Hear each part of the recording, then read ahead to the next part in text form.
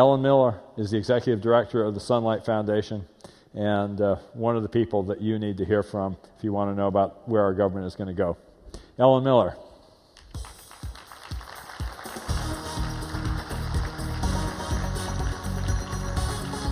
Thank you. Thanks.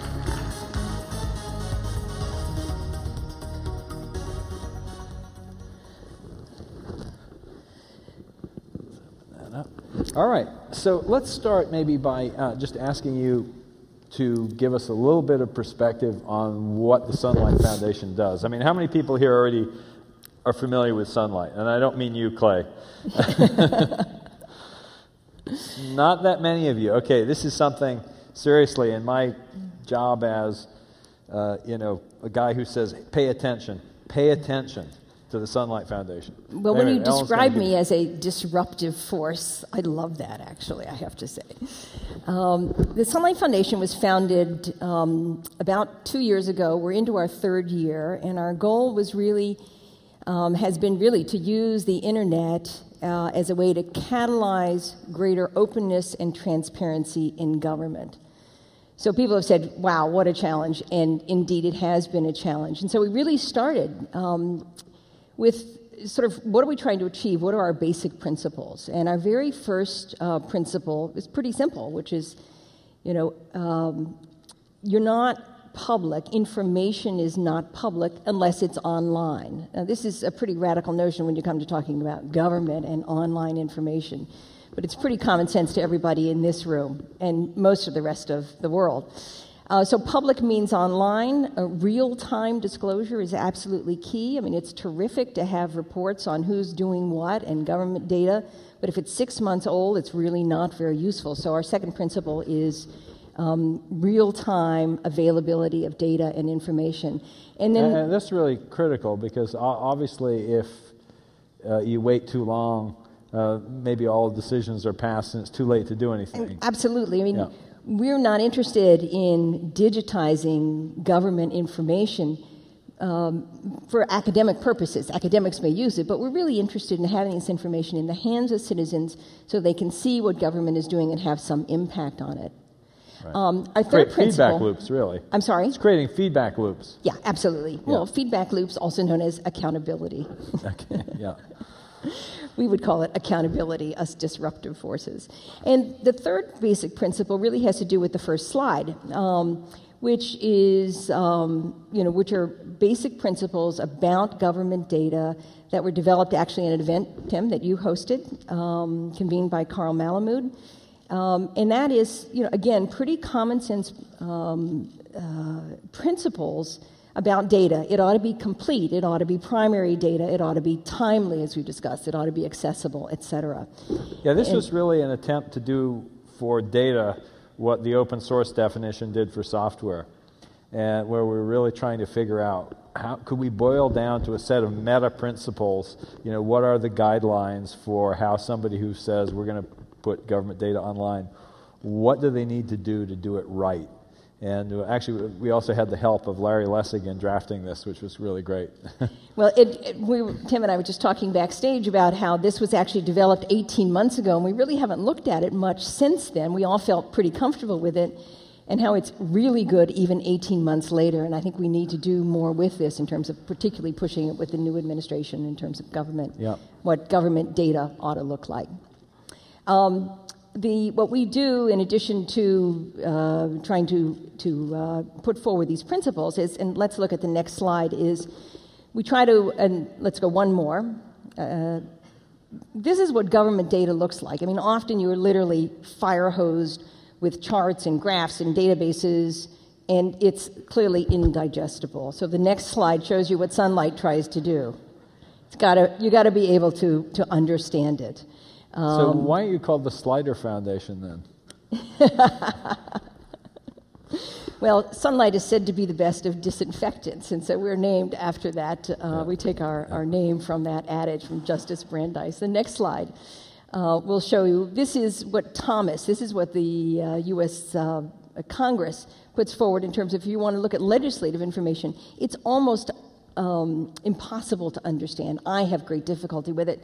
So if we look at the next slide, we'll see what Sunlight has done through one of our flagship sites called opencongress.org, which is to make the information more understandable to ordinary citizens and create, the social networking possibilities so people who are interested in particular pieces of legislation can actually use this to connect with each other. Can I bring up something about opencongress.org? Clay Johnson, who's sitting down there and is running the Sunlight Labs hackathon, told me once that there's one of the bills, that some kind of employment bill, has something like 40,000 comments. And yes. It's really become a support forum for people who are trying to figure out how to get unemployment benefits. That's exactly right. Yeah. That's exactly and right. there's this funny thing that's happening where you'd think that ought to be something happening on a government site, but it isn't.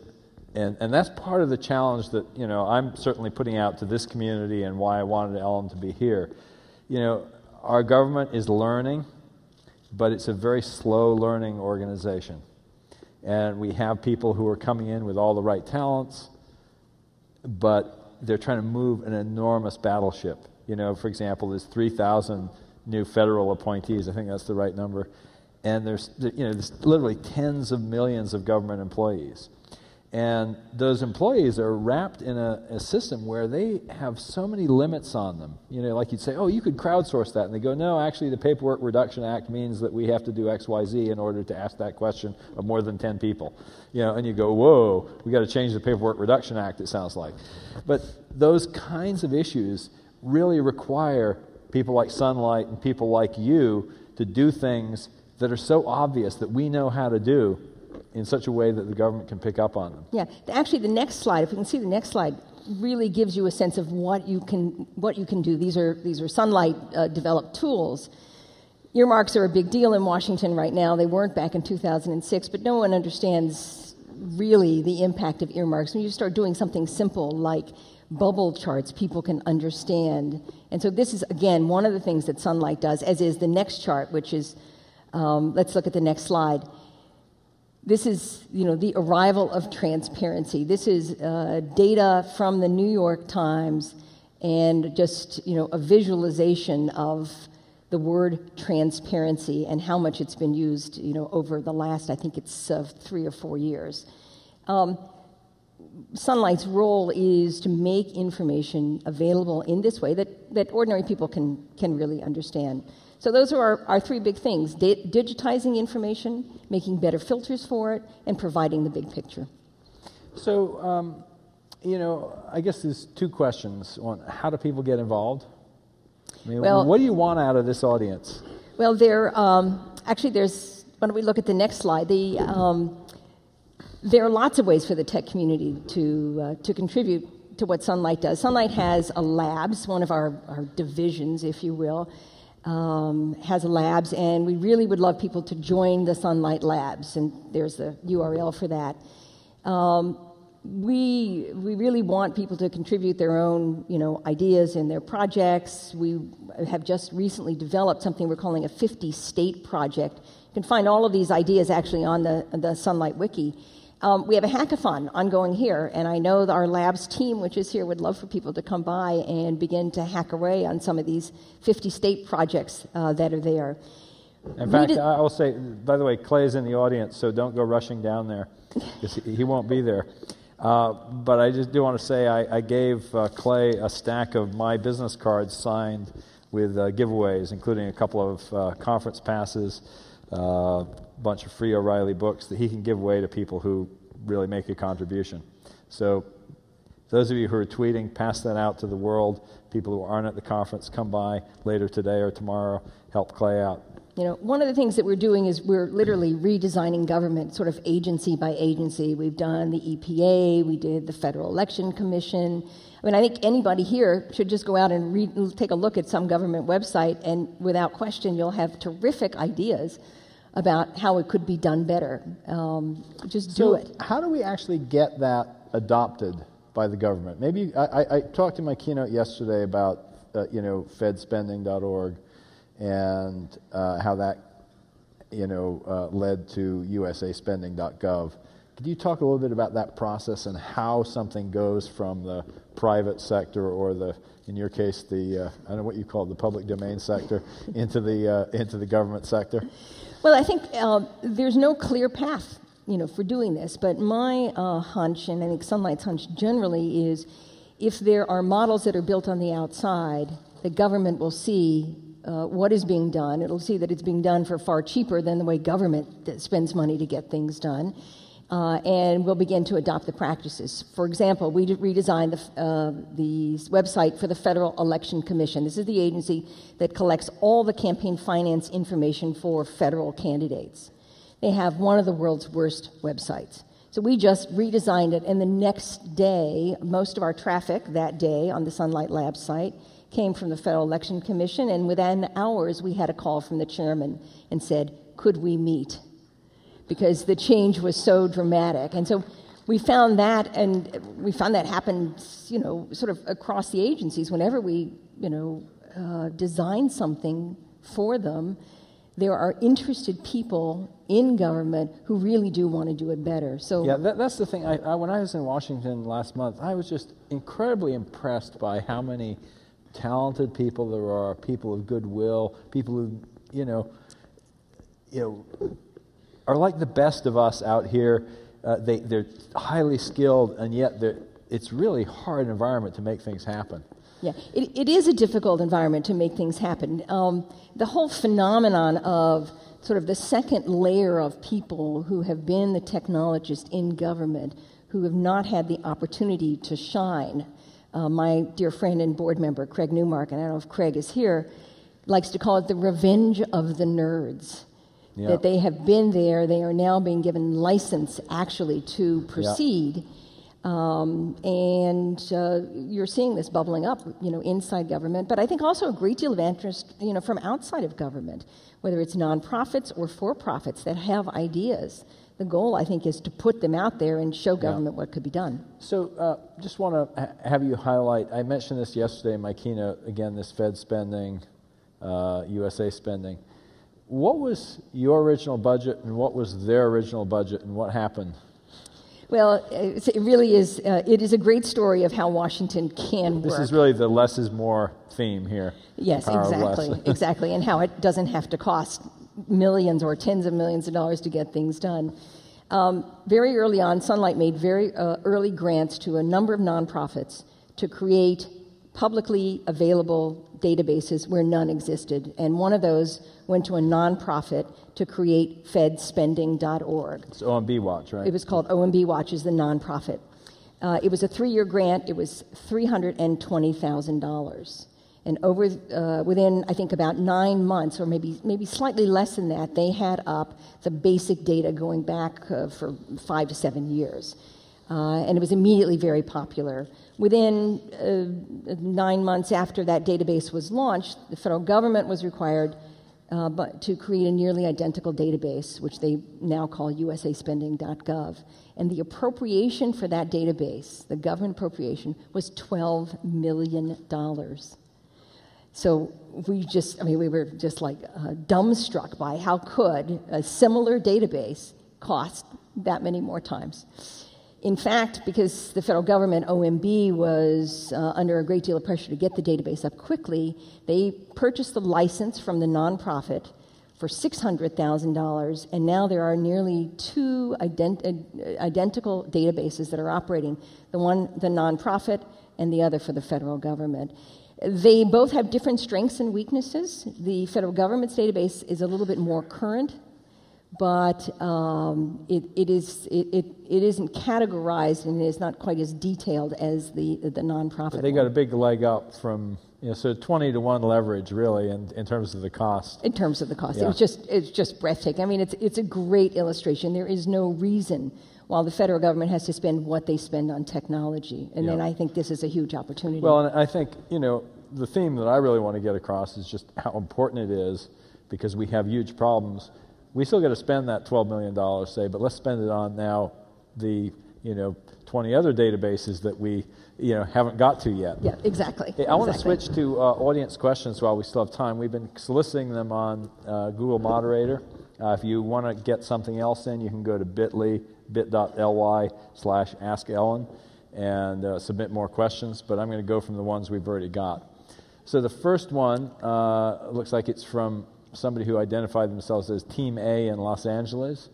and that is, who are the most active reps on government transparency via technology? I mean, who are our allies who get it? Well, there's hardly a person who will say they're against transparency, but they're not to the other guy. To the other guy, but there are not a lot who really understand technology.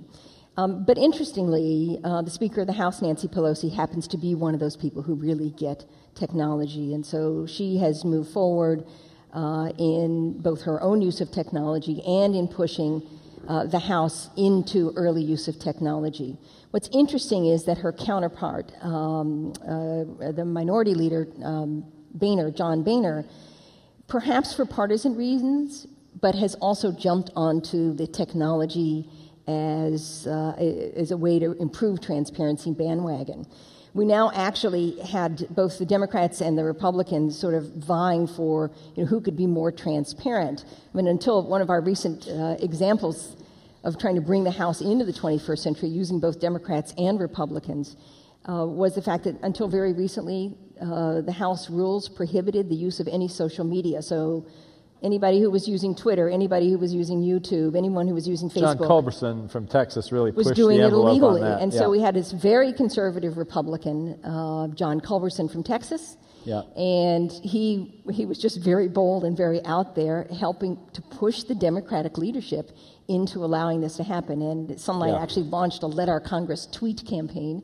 And we also, were one of the people who were pushing and shoving, and now members of Congress can tweet, for better or worse. When I met John Culberson, I thought, man, this guy is like Scobelizer's twin. Imagine Scoble in Congress. He's just running around with his quick camera. And yeah, exactly. But there are a number of other members who stand out. Representative Honda, for one, was an early user, and it's been an early leader. Lofgren. There are a number of people that we often turn to. But I don't want to fool people, and I don't want to fool you, Tim. There is a cultural resistance, I think perhaps more in Congress than in the executive branch now, to the notion of greater transparency. It's not so much a fear of technology, it's just a fear of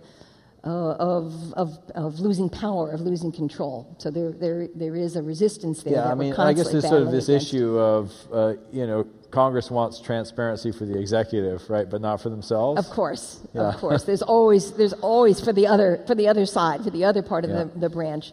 But I think transparency will be done to them.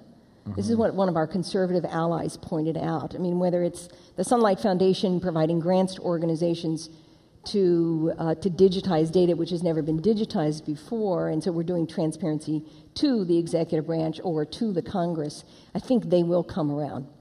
Yeah, next question here, that's number 2 on the list, is a little bit of a cheating question because it's Clay Johnson who asks, what's next for Sunlight? I have a feeling that Clay knows. He just wants you to talk about it. Clay does know what's next for Sunlight. It's one thing to create various databases of government information, and the databases that we're particularly interested in have to do with the influence exerted on the executive branch and members of Congress and the result of that. So we're very interested in campaign finance information, lobbying information, who works for whom, when in their career kind of information.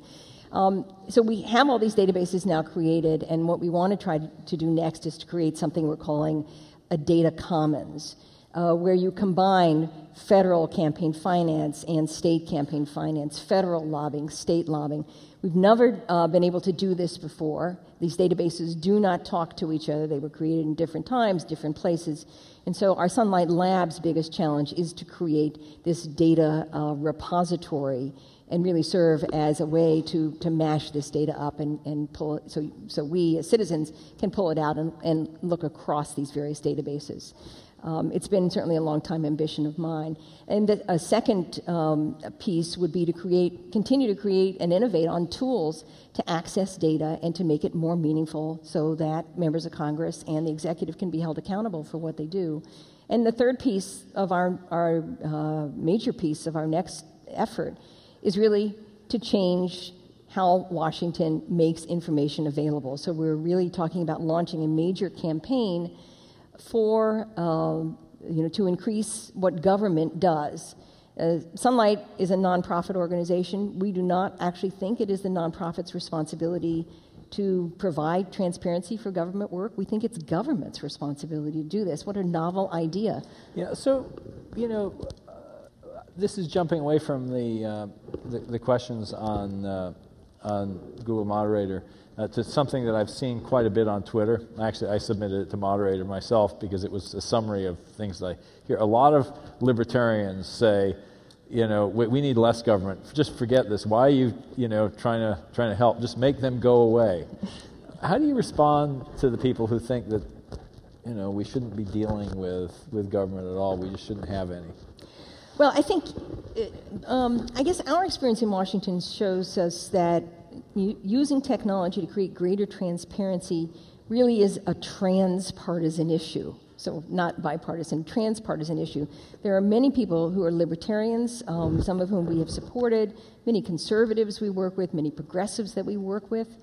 But there is a general understanding that whatever data that government collects, it ought to be available and easy in our hands, easily put into our hands, whether it's the basic raw data or the tools that make it easily accessible.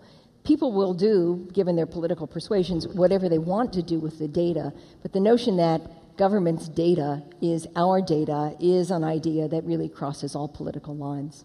So Conrad Johnson asks, are there dual business / contributory, I assume he means nonprofit, opportunities for this audience with the government data being standardized and accessible? He says, hey, we got to eat too. In other words, how do I make money at this? Well, I think there are lots of ways to make money on this. Government is spending far more than they need in order to get their projects up and running. I cannot confirm this at the moment, although perhaps my colleague Clay can, but just before I came on stage, I heard the figure that the new website that government has created called recovery.gov has cost or will cost $86 million to create. I suspect there's a way to do it a lot cheaper. Now, I haven't confirmed this figure yet. And I also suspect that in this very audience, there are people who could do it for a lot less than that and still make a lot of money. 2, maybe even 3 orders of magnitude less.